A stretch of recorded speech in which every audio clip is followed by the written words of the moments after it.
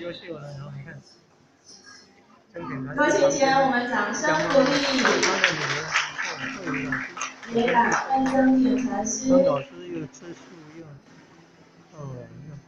爱女儿吃素，以上就是我们2代亲口家庭模范母亲的表扬。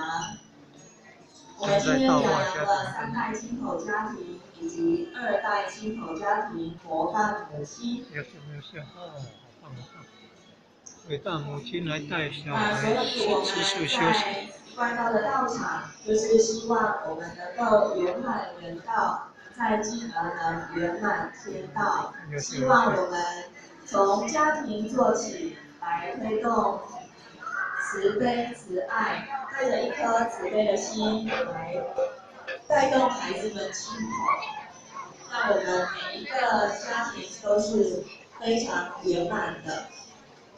刚刚我们受表扬的妈妈，除了要忙工作之外，无非就是希望在家里的孩子们能有健康的身体，